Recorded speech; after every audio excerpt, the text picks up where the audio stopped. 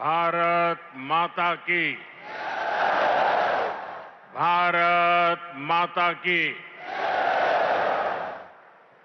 हरियाणा के राज्यपाल श्री असीम घोष जी, यहां के लोकप्रिय और ऊर्जावान मुख्यमंत्री नायब सिंह सैनी जी, केंद्रीय मंत्रिमंडल में मेरे सहयोगी अश्विनी वैष्णव जी, उपस्थित अन्य जनप्रतिनिधिगण और इस समय टेक्नोलॉजी के माध्यम से भी हरियाणा के अनेक स्थान पर उपस्थित सभी मेरे प्यारे हरियाणा के भाइयों और बहनों, ये कुछ फोटो वोटो लाए हैं, ले लो भाई, वरना पीछे किसी को दिखाई नहीं देगा। जरा एसपी जी के लोग कलेक्ट कर ले इसको। धन्यवाद भाई, आप बढ़िया चित्र बना करके लाए हो, धन्यवाद आपका। उधर एक छोटी बच्ची भी कुछ लेकर के आई है, जरा कलेक्ट कर लीजिए। इधर भी दो सज्जन दिख रहे हैं।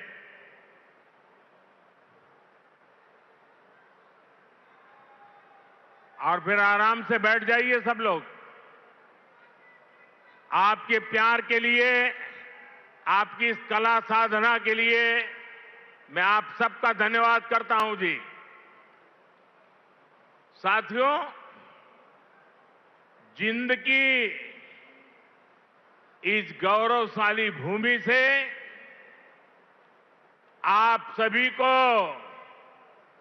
मेरी राम राम।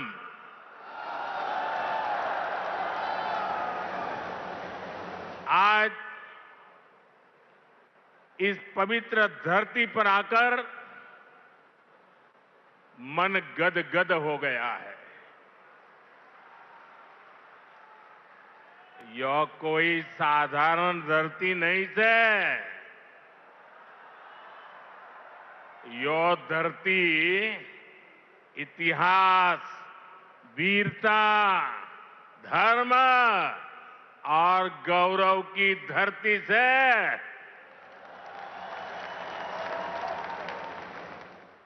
शक्तिपीठ माता जयंतिया का नाम और आशीर्वाद इस शहर पर बना रहता है। और मेरे लिए तो जिंद आना पुरानी यादों का झरोखा खोलने जैसा है। मैं यहां बैठे बैठे कई चेहरे देख रहा था, पुराने, सारे परिचित चेहरे। बहुत लोग होंगे जो क्लेम करते होंगे कि मैं उनके स्कूटर पर जींद में आया करता था। कई दशक पहले मैं संगठन के काम से पहली बार जींद आया था। फिर आप लोगों ने मुझे जो अपनत्व दिया, जो प्रेम दिया, वो आज तक मैं भूला नहीं हूं। मुर्रा भैंस का दूध, दही और घी, जिंद का देसी बुरा और यहां का घेवर, ये वो यादें हैं जो जिंद से जुड़ ही जाती है। साथियों, इतने वर्षों में जिंद का घी और जिंद का घेवर तो नहीं बदला, लेकिन जिंद के तेवर बदल गए हैं। आज जिंद बीजेपी एनडीए के सुशासन मॉडल की तस्वीर बन रहा है। बीते वर्षों में पूरा हरियाणा ही विकास की नई पटरी पर चल पड़ा है। आज का ये कार्यक्रम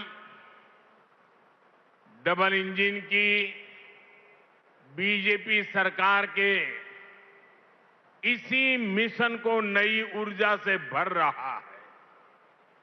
साथियों, आज जिंद का, हरियाणा का नाम इतिहास के पन्नों में दर्ज हो गया है। आज यहां से देश को पहली हाइड्रोजन ट्रेन मिली है। आपको याद होगा साथियों, आज भी हम पढ़ते हैं, सुनते हैं कि भारत में पहली ट्रेन बॉम्बे से ठाणे के बीच चली थी, जिसे आज मुंबई कहते हैं। वैसे ही भविष्य में जब भी हाइड्रोजन ट्रेन का जिक्र आएगा तो जिंद का, सोनीपत का, हरियाणा का नाम भी आएगा ही आएगा। मैं आप सभी को, पूरे देश को भारतीय रेल की आधुनिकता से जुड़े इस बड़े कदम के लिए बहुत बहुत बधाई देता हूं। साथियों, आज 14,000 करोड़ रुपए से अधिक के अन्य प्रोजेक्ट्स भी हरियाणा को मिले हैं। इसमें रेलवे के, हाईवे के अनेक प्रोजेक्ट्स हैं, हमारी विरासत से जुड़े प्रोजेक्ट्स हैं और 2 नए मेडिकल कॉलेज भी हरियाणा की सेवा के लिए समर्पित है। भिवानी में पंडित नेकीराम शर्मा मेडिकल कॉलेज और नारनौल में महर्षि च्यवन मेडिकल कॉलेज और राव तुलाराम अस्पताल, इससे हरियाणा की स्वास्थ्य सेवा और सशक्त होगी। साथ ही इस यहां के नौजवानों के लिए डॉक्टर और अन्य मेडिकल प्रोफेशनल्स बनने के नए रास्ते भी बनेंगे। इन सभी प्रोजेक्ट्स के लिए भी हरियाणा के मेरे सभी भाई बहनों को बहुत बहुत बधाई। साथियों, आज जिंद और हरियाणा के लोगों की मैं एक और बात के लिए सराहना करूंगा। स्वच्छता से स्वागत पहल को आपने जिस गंभीरता से लिया है, जिस तरह मेरे आने से पहले यहां के लोग स्वच्छता अभियान में नए सिरे से, नई ऊर्जा से जुटे हैं, वो दिल खुश कर देने वाला है। और मैं देख रहा था पिछले 1 सप्ताह से सोशल मीडिया में आपका ये जो सफाई अभियान चल रहा है, उसकी भारी चर्चा रही है। लेकिन कुछ लोगों ने ये भी कहा है सोशल मीडिया में, मोदी जी आप बार बार आइए ताकि हमारा जिंद स्वच्छ रहे। जिस महाशय ने ये भाव व्यक्त किया है, मैं उनका धन्यवाद करता हूं। लेकिन मैं जिंद वालों से आज कुछ मांगने आया हूं। आप मुझे बताइए, क्या इस सिफाई के लिए, ये स्वच्छता के लिए मोदी का आना जरूरी है क्या? अगर जिंद के लोग तय कर ले, हरियाणा के लोग तय कर ले कि अब हम गंदगी नहीं करेंगे, तो जिंद कभी गंदा होगा क्या? हरियाणा में गंदगी आएगी क्या? तो काम एक ही करना है, मोदी के आने की जरूरत नहीं है, सिर्फ आप तय कर लीजिए। स्वच्छता ये हमारा स्वभाव बना देंगे, स्वच्छता ये हमारे संस्कार बना देंगे।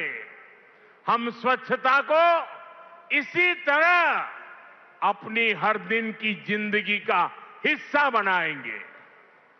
साथियों, अगर हम रेलवे के इतिहास पर नजर डालें तो पाते हैं कि 19वीं सदी के रेलवे की पहचान स्टीम इंजन से बने थे। 20वीं सदी की पहचान डीजल और बिजली से चलने वाली रेल बनी, और अब 21वीं सदी की रेल हाइड्रोजन से चलने वाली है। आज भारतीय रेल ने भी 21वीं सदी की इस टेक्नोलॉजी में एक बड़ा स्टेप लिया है। आज जिंद से सोनीपत के बीच हाइड्रोजन ट्रेन चली है। अभी ये सफर 90 किलोमीटर का है, लेकिन भविष्य में इसका विस्तार होने की बहुत संभावनाएं हैं। हम इस पर रिसर्च करते रहेंगे, लागत कम कैसे हो इसका तरीका ढूंढते रहेंगे, एफिशिएंसी कैसे बढ़े इस पर काम करते रहेंगे, और बड़ी जांच पड़ताल करते करते एक के बाद एक कदम उठाते जाएंगे। दुनिया में हाइड्रोजन ट्रेन अभी अभी आई है, करीब 7-8 साल पहले ही अस्तित्व में आई है। अभी दुनिया के 3 या 4 देश ही हैं जिनके पास हाइड्रोजन ट्रेन चलाने का सामर्थ्य है, और जिन देशों में अभी ऐसी हाइड्रोजन ट्रेन भी चल भी रही है, वहां बहुत शुरुआती दौर में है। लेकिन भारत की जो ये हाइड्रोजन ट्रेन है, उसके सामर्थ्य के बारे में सुनकर आपको भी गर्व होगा, एक एक हिंदुस्तानी को गर्व होगा। साथियों, जिंद से सोनीपत को चलने वाली हाइड्रोजन ट्रेन दुनिया की सबसे ताकतवर हाइड्रोजन ट्रेन है।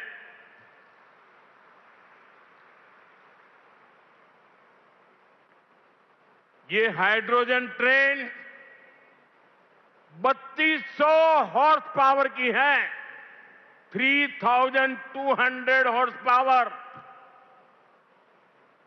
और सबसे ताकतवर ही नहीं, भारत की हाइड्रोजन ट्रेन सबसे लंबी भी है।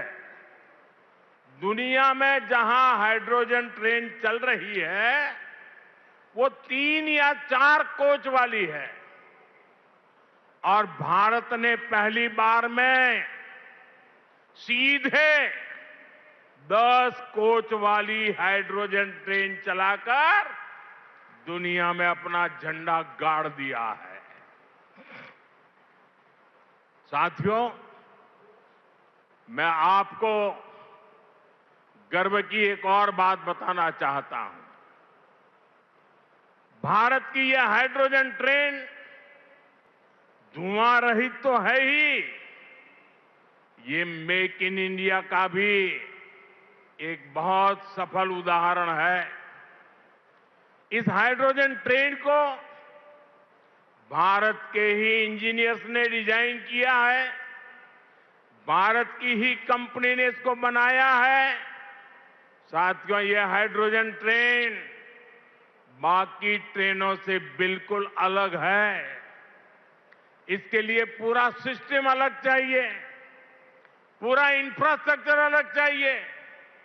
यहां जिंद में भी इसके लिए तमाम सारी व्यवस्थाएं बनाई गई है।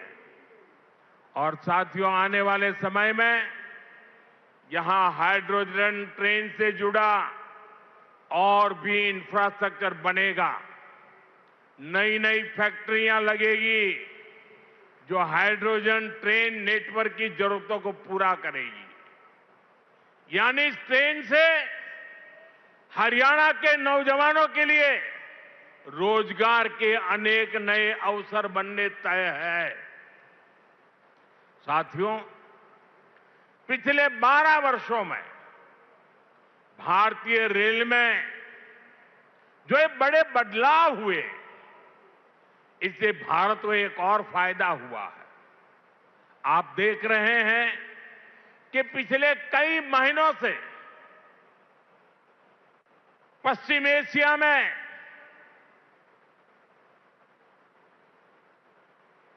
हॉर्मुज के पूरे क्षेत्र में, ईरान और गल्फ में युद्ध चल रहा है।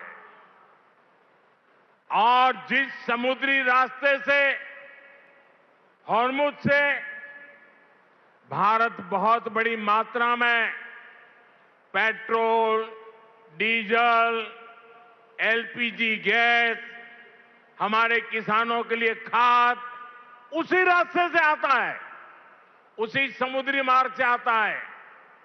लेकिन पिछले 3-4 महीनों से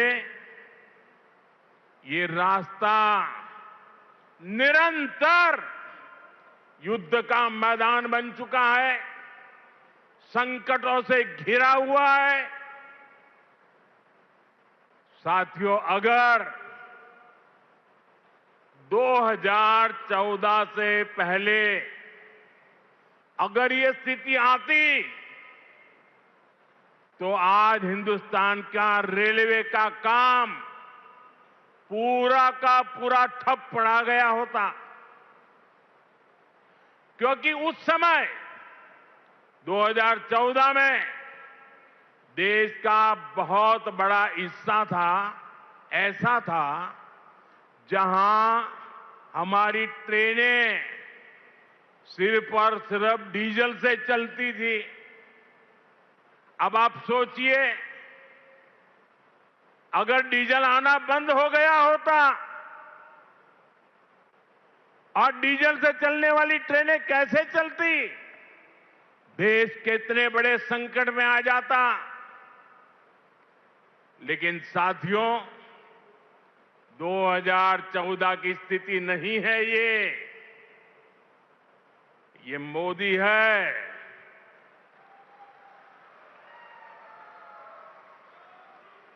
बहुत पहले सोचता भी है और समस्या के समाधान के रास्ते भी जमीन पे उतारता है।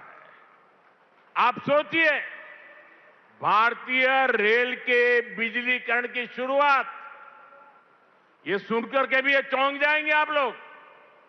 बिजलीकरण की शुरुआत 1925 में हुई थी, यानी करीब 100 साल पहले। 1925 से लेकर 2014 तक, यानी करीब 90 साल में पूरे देश का जो रेल नेटवर्क था, उसका सिर्फ 30%, 30%, 1/3 से भी कम रेल नेटवर्क का बिजलीकरण हो पाया था। 70% क्षेत्र डीजल से चलता था और जिस गति से 90 साल में 30% काम हुआ तो 100% होते होते 300 साल लग जाते, 200 और लगते। भारतीय बिजलीकरण रेलवे का शायद नहीं हो पाता, डीजल से ही रेल चलती। लेकिन बीते 12 वर्षों में भारत के करीब 99% रेल नेटवर्क का बिजलीकरण हो चुका है। हरियाणा में रेल नेटवर्क का 100% बिजलीकरण हो गया है। इस वजह से लड़ाई होने के बावजूद भी, तेल का संकट पैदा होने के बावजूद भी भारत की रेल रुकी नहीं है, भारत की विकास की गाड़ी अटकी नहीं है, ट्रेनें निरंतर चलती रही। साथियों, रेल हो, रोड हो, कनेक्टिविटी का ऐसा काम सुविधा भी देता है और विकास की गति भी कई गुना बढ़ा देता है। आज जिंद जो इतने सारे हाईवे से जुड़ रहा है, अभी इस मंच से भी 3 बड़े प्रोजेक्ट शुरू हुए हैं। दिल्ली, अमृतसर, कटरा एक्सप्रेस वे के हरियाणा वाले हिस्से का लोकार्पण हुआ है। जींद गोहाना नेशनल हाईवे भी राष्ट्र को समर्पित किया गया है। इसके अलावा अंबाला काला आम 4 लेन से भी हरियाणा और हिमाचल दोनों राज्यों के लोगों को बहुत सुविधा होगी। साथियों, अब जिंद देश का ऐसा जिला बन गया है जो 5 नेशनल हाईवे से कनेक्टेड है। ऐसी कनेक्टिविटी से यहां के किसानों और पशुपालकों की उपज को बड़ी मंडियों तक पहुंचाना आसान और सस्ता होगा। इससे उद्योगों को बल मिलेगा, पर्यटन को पंख लगेंगे और इससे बड़ी संख्या में नए रोजगार भी बनेंगे। साथियों, आप सभी जानते हैं, अभी मैं कुछ दिन पहले ही इंडोनेशिया, ऑस्ट्रेलिया और न्यूजीलैंड की यात्रा से लौटा हूं। वहां भारत ने अनेक तरह के समझौते किए जिनकी बहुत चर्चा हुई है, लेकिन एक विषय ऐसा है जिस पर उतनी बात नहीं हुई। ये विषय मेरे देश के और विशेषकर हरियाणा के युवाओं से जुड़ा हुआ है और वह विषय है खेलकूद, स्पोर्ट्स। साथियों, ऑस्ट्रेलिया और न्यूजीलैंड में वहां की सरकारों से स्पोर्ट्स को लेकर मेरी व्यापक चर्चा हुई है। इन दोनों देशों के साथ मिलकर आने वाले समय में हम स्पोर्ट्स इंडस्ट्री, खिलाड़ियों की ट्रेनिंग, ऐसे अनेक मामलों में बहुत सारा काम साथ मिलकर करने वाले हैं। इससे हरियाणा के युवाओं को भी बहुत लाभ होगा। साथियों, आज भारत में स्पोर्ट्स को फिटनेस और रोजगार का बड़ा माध्यम बनाया जा रहा है। हमारी सरकार ने नई नेशनल स्पोर्ट्स पॉलिसी, खेलो भारत नीति भी बनाई है। खेलो इंडिया अभियान से लेकर टॉप स्कीम तक आज खिलाड़ियों को अभूतपूर्व सुविधाएं मिल रही हैं। उन्हें हजारों रुपयों की आर्थिक मदद दी जा रही है। यहां हरियाणा में भी भाजपा सरकार खेल और खिलाड़ियों को बहुत प्रोत्साहन दे रही है। साथियों, आज ये कार्यक्रम भले हाइड्रोजन ट्रेन का है, दूसरी विकास परियोजनाओं का है, लेकिन मैं आज यहां के नौजवानों से एक और बात भी कहने आया हूं। आप सभी जानते हैं, साल 2030 में भारत कॉमनवेल्थ गेम्स को होस्ट करने वाला है। 2036 में ओलंपिक गेम्स भारत में हो, इसके लिए भी हम पूरी तैयारी कर रहे हैं। इसलिए हर खिलाड़ी को जोरदार तैयारी करनी है, पूरा दमखम लगाना है। मैं आपको विश्वास दिलाता हूं कि डबल इंजन की बीजेपी सरकार आपको हर सुविधा देगी। और जो 36 के ओलंपिक को देखना चाहते हैं, आज जो 5 से 12-15 की उम्र के बच्चे हैं ना, हमें उस पर ध्यान केंद्रित करना होगा। और एक बात और भी बता दूं, आने वाले समय में अहमदाबाद में world police and fire games जो होने वाली है, मैं हरियाणा के साथियों से कहूंगा कि आप इसके लिए भी खूब तैयारी कीजिए। मुझे पक्का विश्वास है, हरियाणा के बेटे बेटियां हमेशा की तरह इनमें भी अपना परचम लहराएंगे। साथियों, हरियाणा की डबल इंजन सरकार सबका साथ सबका विकास के मंत्र पर चल रही है।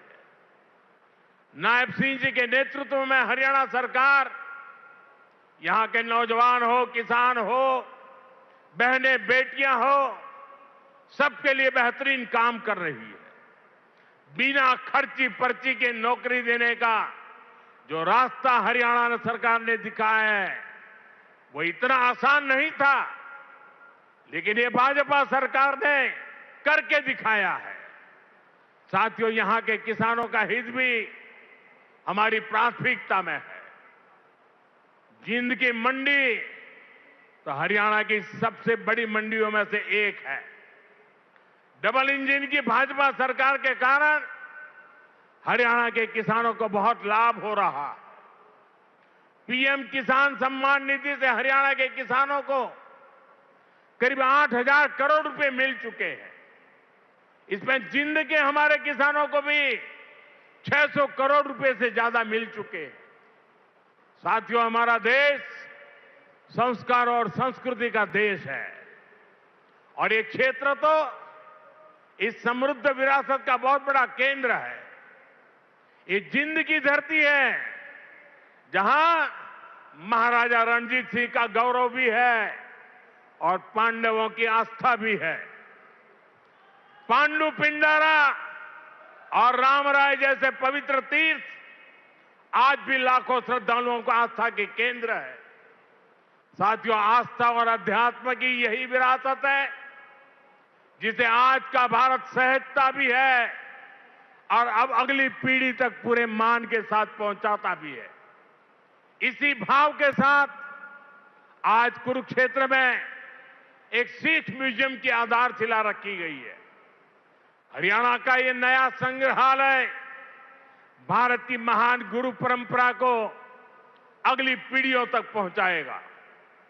साथियों, हरियाणा अब तेज विकास के पथ पर दौड़ रहा है। खेती हो या फिर उद्योग, ये दो ऐसे पहिए हैं जो हरियाणा को सशक्त कर रहे हैं। आज जिन प्रोजेक्ट्स का शिलान्यास और लोकार्पण हुआ है, उनसे हरियाणा के विकास को और गति मिलेगी और हरियाणा का ये तेज विकास विकसित भारत के सफर को और ऊर्जावान करेगा।